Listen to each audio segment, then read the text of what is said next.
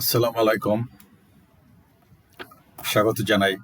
আমি মোয়াজ্জেমউদ্দিন Sentu, peaceful life টিভির আমার এই ভিডিওতে ইরানিদের ইয়ানফসি চার কুতুবের আড্ডা আর আমেরিকা ও ইসরায়েলের আরসিসি কফিন মানে লাশ বহন করার কফিন আর কি। আশা করি সবাই ভালো আছেন। আমি বারবারই বলছি, এই যুদ্ধের বিবরণ দেওয়ার ভিডিও আমি করি না। আসলে সারাদিনই দেখবেন সমস্ত মিডিয়া পৃথিবীর এই যুদ্ধের বিবরণ দিয়েই যাচ্ছে। এই রাষ্ট্রের বয়ান খালি চেতনা চেতনা চেতনা আর চেতনা, মুক্তিযুদ্ধের চেতনা। আর কি কি আছে কমন? কতগুলো কথা। ফ্যামিলি কার্ড, আর কি কার্ড, ঘরে ঘরে চাকরি, ঘরে বিনা পয়সায় বিনামূল্যে চাল, মানে এক একটা এলাকার এক একটা জায়গার এক এক রকমের ট্রেন্ড। মানুষ যে কতভাবে সাধারণ এই মানুষকে এমন মতন মানুষদেরকে প্রতারিত করে, কত রকমের হাইকোর্ট দেখায় এই পৃথিবীতে। হলো আসলে আমি তো বলি, আমি আপনাদের সাথে শুধু বলি না, ওই বিভিন্ন পৃথিবীর আমার মনে হয় খুব কম চ্যানেলে আছে যেগুলো আমার দেখা হয় না আর কি, যেগুলো ওই হট কেক আর কি, এই আমেরিকা, ইসরায়েল, এই ইরান বা মুসলমানদের সাথে যে বিষয় যেগুলো সেগুলো প্রচার করে আর কি। যেমন সিএনএন, আল জাজিরা, এনবিসি, নতুন নতুন নতুন এখন মানুষের চ্যানেল খুলতেছে, দেখতেছি আর কি। ভালোই, মানে এটা একটা তো আমার মতন তো, ওরা তো আরো এক্সপার্ট, আমি তো আরো এক্সপার্ট না। শত শত, তার ভিতরে কতগুলো আছে দেখি, রেগুলারই দেখি বলতে গেলে আর কি, একটা না একটা দেখতেই থাকি খবর। আসলে একটু যাচাই বাছাই তো করতে হয়। সো সবাই ওই কত কি আনলো, কত কি মারা গেল, কোন জায়গা দখল করলো, বাজারের কি অবস্থা, তেলের বাজারের কি অবস্থা, আর ওই যে নায়ক নায়িকাদের কে কি করলো, কোথায় গেল, কি হইলো, কার সাথে কি হাই হ্যালো করলো, কার সাথে ডেটিং করলো, এসব খবর হটকেক। কিন্তু পৃথিবীটা যে কোন দিকে যাচ্ছে, এই পৃথিবীর যে কোনো ন্যায় নীতি আদর্শ চরিত্র, কোনো গোল আছে কিনা জানি না, এই পৃথিবীটাকে কোথায় নিয়ে যাচ্ছে এই মানব সভ্যতা, এই মানব সমাজ, কিংবা এই নেতা নেতৃত্ব, এ বিষয়ে কারো কাছ থেকে ভুলেও কখনো শুনবেন না, কোনো দিক নির্দেশনা নাই। এবং কে বাংলাদেশের রাজনীতিতে কে আছে এই 54 বছরে কেউ কোনোদিন বলছে যে না, আমরা একটা পৃথিবীতে একটা দৃষ্টান্তমূলক একটা মুসলিম দেশ, একটা সৎ জাতি আমরা হতে চাই, এখানে কোনো চুরি ডাকাতি ছিনতাই। আমি তো বলছি, রাষ্ট্রের যে টাকা দরকার, তো তো গরিব দেশ, যতই ফুটানি করে বলেন না কেন, যে এটা বলছে না ফুটানি করে, আমরা তো বহুবার বলছি, সংসদ ভবনে দাঁড়ায় বলছে যে আমরা তো সুইডেন, ডেনমার্ক, অমুক দেশ তমুক দেশ ছাড়াই গেছি মাননীয় স্পিকার। কিন্তু মানুষ, হাজারো মানুষ খেতে পায় না, এই ভিক্ষা করে। এই ভিডিওতে এখন দেখা যায়, আপনারা দেখবেন যে, আমি বলছি তো, আমি মিথ্যা কথা যদি বলি তাহলে বলবেন যে কত কত মানুষ আছে, ঘর নাই, বাড়ি নাই, মানবতার জীবন যাপন করে, অসুখে বিসুখে খাবারই পায় না, কিভাবে চিকিৎসা করাবে। বিছনায় পড়ে আছে যেভাবে বিকলাঙ্গ মানুষ, সেটা আসলে ভাষায় প্রকাশ করার মধ্যে না। শুধু যে এটা বাংলাদেশে তা না, আপনারা যারা ভিডিও দেখেন, আমার কথাটা যাচাই করার জন্য দেখবেন, সার্চ দিবেন ইউটিউবে গিয়া যে হোমলেস পিপল অফ আমেরিকা। বিশাল বড় বড় বিল্ডিং, সে মনে করেন যে হলিউড বা ওদের ওই সিলিকন ভ্যালি, যেখানে সবচেয়ে বড় ব্যবসা, সেই সব জায়গায় এখন কোনো স্টেটে আর কি, নিউ ইয়র্কে, ওয়াশিংটনে, অমুক জায়গায় ওই যে মারে লোগো যেখানে, ওটারে কি বলে আর কি, জাস্ট ট্রাম্পের বাড়ি, হয়তো তো সমুদ্রের ভিতরে। তো যাই হোক, যেখানে যেখানে মানে খুব সব জায়গাতেই আছে লাখো মানুষ। কি করে এরা ইয়াং, বয়স্ক, মাঝবয়সী সব হোমলেস মানুষ, নেশাখোর এদের। আমি বারবার বলছি, এক্স তো ইলন মাস্কের, সে তো বিশ্বের সবচাইতে ধনী মানুষ। আমি বলছি, ও সবসময় ওর এই প্রপাগান্ডা করে, ওর কোম্পানি নিয়ে সব সময় সারাদিন ওই এআই বসাই দিছে, এআইতেই খালি পোস্ট দেয়। তা আমি বলছি, তুমি তো ওয়ার্ল্ডের প্রেসিডেন্ট হবা, তুমি কেন আমেরিকার প্রেসিডেন্ট? তুমি তো নেক্সট প্রেসিডেন্ট, তোমার চাইতে আরো গ্রেট ম্যান কে আছে? তো আমি বলছি যে ও বিলিয়ন বিলিয়ন ডলার দেয়, আমি তো অনেকবার পাই, আমাকে ফোনও দিচ্ছে 1-2 বার, বুয়া আর কি, যাই যাই হোক। তো আমি বলছি আমি যদি এই টাকাগুলো পাই আমি সোজা যাতে ইউএস এর হোমলেস লোকদেরকে আমি দিয়ে দিব, দান করব। গাড়ি দেয়, আমি বলছি এই গাড়িগুলো সব আমি হোমলেস মানুষদেরকে দিয়ে দেবো যাতে ওরা দিনের বেলায় ঘুমাতে পারে। অনেকেই রিপোস্ট করে, অনেকে অ্যাপ্রিসিয়েট করে, কিন্তু এলন মাস্ক তো মনে হয় খুব ভালোভাবে নেয় না। এর আগে আমার রিস্ক টিস কমাই দিছিল অনেক, একবার বলছে আর কি, বলছি আমি সেটা আপনাদেরকে। যাই হোক, প্রত্যেকটা দেশের ধান্দা, প্রত্যেকটা মানুষের ধান্দা শুধু টাকা, ক্ষমতা, নারী, আমোদ প্রমোদ, বিলাস ব্যসন। তো ওরা এই খবর বলবে না, এই দেশেরই কেউ বলে না। আপনারা বলেন, হলফ করে বলতে পারেন যে না, অমুক একটা নেতা ছিল বা নেতা আছে যে মানুষের নীতি, নৈতিকতা, চরিত্র, আদর্শের কথা বলে। আজকের সময় স্কুলেও এই কথাগুলো বলা হয় কিনা আমি জানি না, বাট আমাদেরকে বলতো ছাড়রা, বাবা মা তো বলতোই, ছাড়রা বলতো। আমি তো বলছি যে মুরব্বীদের ছায়া মারানো, তাদের সামনে চেয়ারে বসা, এটা কল্পনার বাইরে ছিল একটা সময়। যাই হোক, মিথ্যা কথা বলা যাবে না, মিথ্যা কথা বলা ঠিক না, মিথ্যা কথা বলা, আর মিথ্যাকে তো বলা হয় সমস্ত পাপের মা। আর এখন এটা মিথ্যা ছাড়া এই রাষ্ট্র চলবে না। এই রাষ্ট্রের উদুরপিণ্ডি ভুদরগাড়ে, আমি বহুবার বলছি, এই রাষ্ট্রের সমস্ত ইতিহাস মিথ্যা, বানোয়াট, বিকৃত, অতিরঞ্জিত। মানে কোনো ইতিহাস ঠিক নেই, যেখানে হাত দেবেন সেখানেই সমস্যা। আমার নতুন প্রজন্মকে আমি বলতেছি। যাই হোক, তো আমার ওইটা বিষয় নয়। ওই যুদ্ধের কয়টা প্লেন ধ্বংস হলো, পাইপলাইন কোন দিক দিয়ে এখন নেবে, হরমুজ প্রণালীর বিকল্প কি খুঁজবে তারা। মজার ঘটনা হলো, এই 4 কুতুব দেখেন, পাকিস্তান এমনিতে এটা দেউলিয়া দেশ। পাকিস্তান দেউলিয়া দেশ ইন অল সেন্স। ওদের দেশের একজন ভালো মানুষকে জেলে পড়ে রাখছে, শান্তি নাই।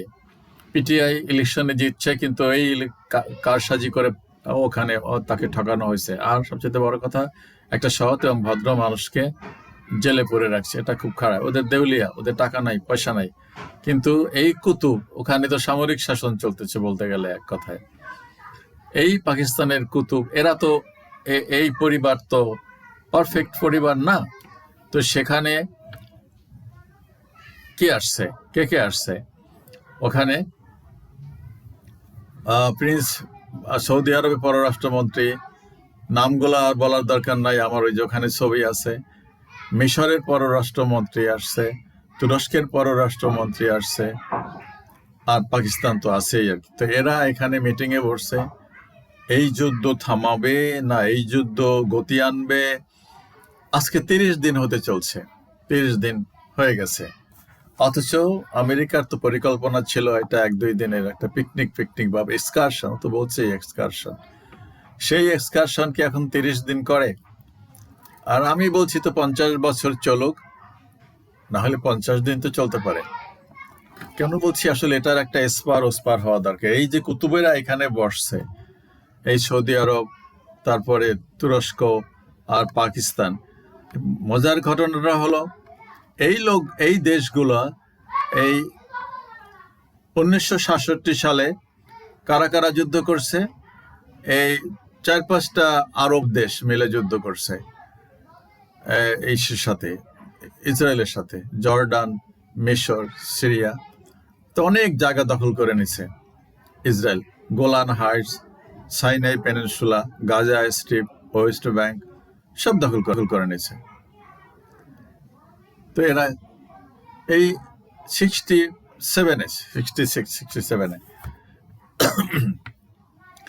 আর এই 57টা দেশ এই সমস্যাটার সমাধান 50, 60, 70 বছরে করতে পারলো না।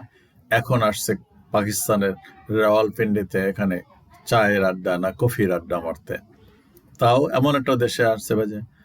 এখন পাকিস্তানের কে ব্যবহার করে, পাকিস্তানের খুব পাম্পট্টি দিচ্ছে। ওই যখন ইয়েতে গেছে, আর্মি চিফকে নিয়ে গেছে নিউ ইয়র্কে, ওয়াশিংটনে, ওই নওয়াজ শরীফ না, শাহবাজ শরীফ, নওয়াজ শরীফ তো ওর ভাইয়ের নাম, শাহবাজ শরীফ খুব পাম্পট্টি দিছে। কিছু তেল বের করার আর কি মনে হয় ইচ্ছা ইরানের ওখান থেকে হরমুজ প্রণালী দিয়ে ক্রাইসিস, জানি না আমি ঠিক। যাই হোক কিছু, কিন্তু আমার কথা হলো যে এরা তো এমনিতেই নপুংসক। 57টা মুসলিম দেশের মধ্যে একটাও তো পুরুষত্ব আছে বলে আমি মনে করি না, এই ইরান ছাড়া। আর ইরানকে একদল মোল্লা বলতেছে এরা হলো শিয়া, অমুক তমুক ইত্যাদি ইত্যাদি। যাই হোক, সো আবার কি করছে দেখেন, তারা ল্যান্ড ফোর্স নামাবে, 10 দিন সময় দিছে, 10 দিন সময় নিচ্ছে, আলোচনা চলতেছে, এটার জন্য গ্রেস পিরিয়ড দিছে 10 দিন। 10 দিন পরে উনি ল্যান্ড ফোর্স নামাবেন, আক্রমণ করবেন, এর ভিতরে তুমি এগ্রি না করো। যুদ্ধ তো চলতেই আছে, ব্যাপক আকারে হামলা হচ্ছে তেল আবিবে, ইরানেও হচ্ছে, ইরানে তো হবে, এটা তো স্বাভাবিক কথাই, কিন্তু ইরান ছেড়ে কথা বলতেছে না।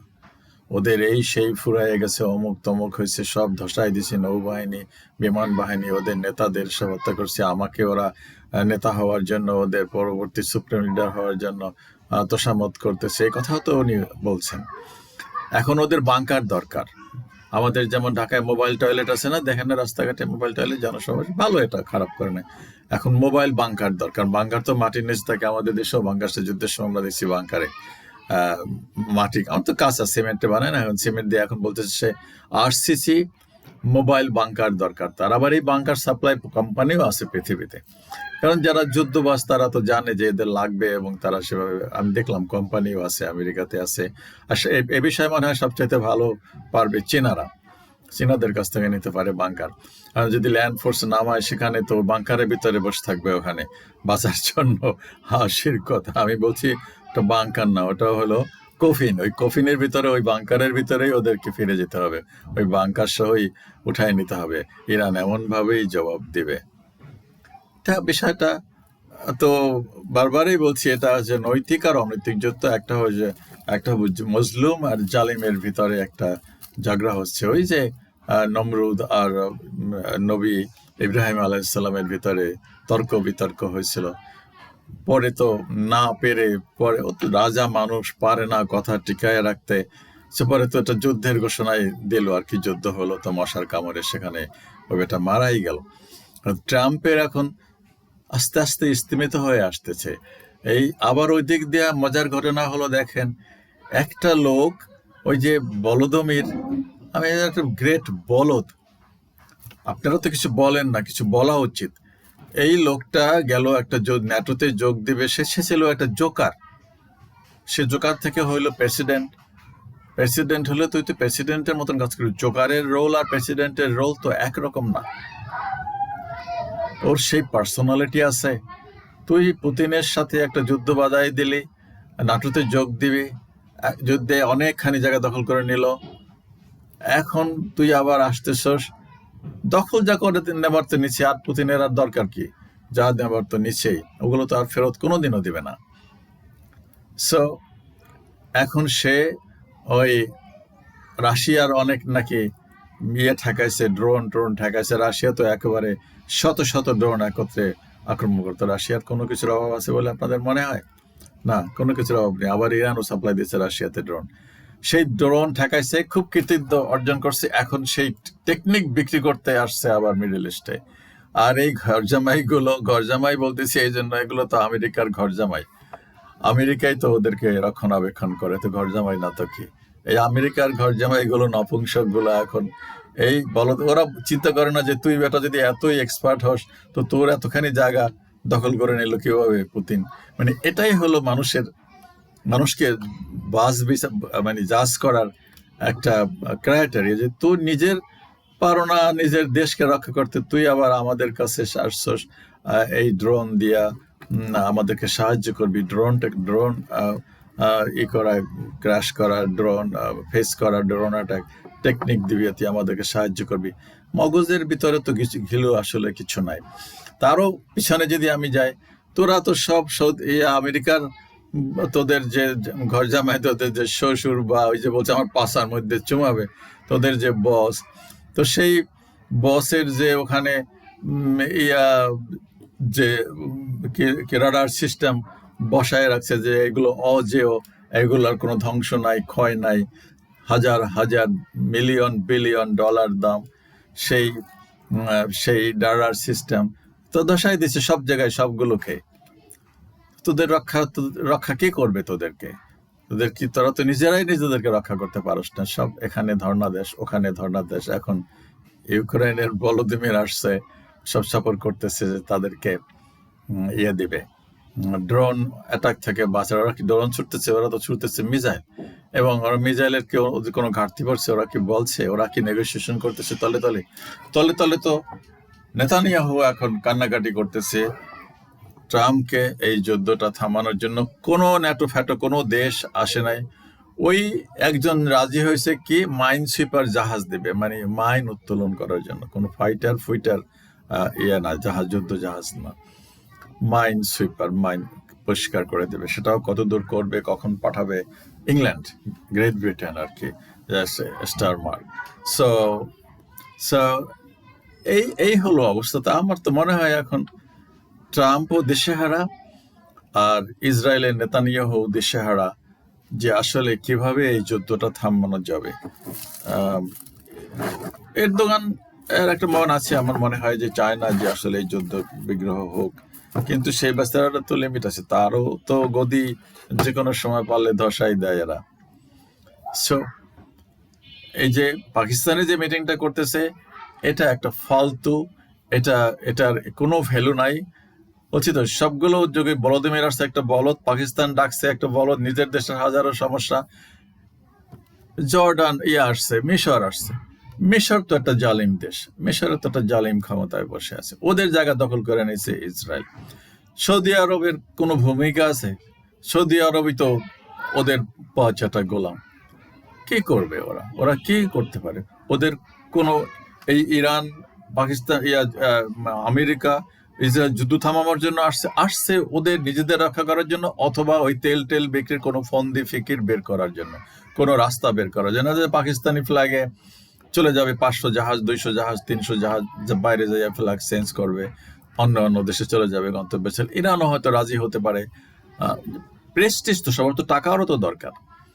তো কিছু তো চলতেছে, কিন্তু ঘটনাটা হলো যুদ্ধটা তো থামার কোনো লক্ষণ নাই। আর আমি বলতেছি যুদ্ধটা 50 মাস চলুক, একটা এসপার এবং ওসপার করা উচিত ইরানের, এটাই চান্স। এবং ইরানকে মনে হয় আর থামাই রাখা যাবে না। আমি আগেও 2-1 বার বলছি, পরমাণু অস্ত্র তারা বানাবেই, এটা শিওর, কারণ তারা এখন সাহসীও হয়ে গেছে। আর তাদের এখন এই ক্লেমটা লেজিটিমেট ক্লেম, ওদের কোনো পরিদর্শকই দেওয়া উচিত না। ওই যে বিশ্ব পরমাণু সংস্থার কোনো পরিদর্শককে অ্যালাউ করা উচিত না। তাহলে আমেরিকা যাই পাহারা দেয়, রাশিয়া যাই পাহারা দেয়, চীনে যাই পাহারা দেয়, তো কিসের জন্য এগুলো বলছে? না, কিচ্ছু কোনো নেগোসিয়েশন নাই তোদের সাথে, আমাদের কোনো কথা বলা উচিত না, আমাদের ওরা আরো ক্ষতিপূরণ চাচ্ছে ওটা। যাই হোক, তো দেখার বিষয় আমরা এই কুতুবেরা কি করে। আর কফিন, আরসিসি কফিন আসলে কি, কারা সাপ্লাই দেয়, কি অবস্থা হয়, কবে গ্রাউন্ড ফোর্স নামে, কতদিনে যুদ্ধ শেষ হয়, বিশ্ব পরিস্থিতি কোন দিকে টার্ন নেয়। তবে এই তো আমি তো বললাম যে এই বিশ্বের কোনো উন্নতি হবে না, এই দেশের যেমন কোনো পরিবর্তন, গুণগত পরিবর্তন হবে না। আবার আমেরিকাতে নো কিংস, মানে ও তো বাদশার মতন কথাবার্তা বলে, লাখো মানুষ আমেরিকার সব শহরে মিছিল করছে, দেখবেন এগুলা। নো কিংস, মানে আমরা এই রাজত্ব আর চাই না, এই তোমার রাজাগিরি আমরা দেখতে চাই না। একেবারে রাস্তায় নামছে কোটি কোটি মানুষ আর কি। পৃথিবীতে পরিবর্তন শুধু যদি আসে তাহলে এই নতুন প্রজন্মই আনতে পারে। আমি এদেরকে বলতেছি, বাবা, যদি তোমরা ভালো চাও তাহলে তোমাদেরকে আনতে হবে এবং তোমাদেরকেই রাস্তায় নামতে হবে, আর তোমরাই সেটার বেনিফিশিয়ারি হবে। ওকে, ইটস আপ টু ইউ, তোমাদের রাস্তায় নামা, কিছু করা বা না করা, সেটা যার যার সিদ্ধান্ত। এই আর কি। জাস্ট আল্লাহ হাফিজ, আসসালামু আলাইকুম।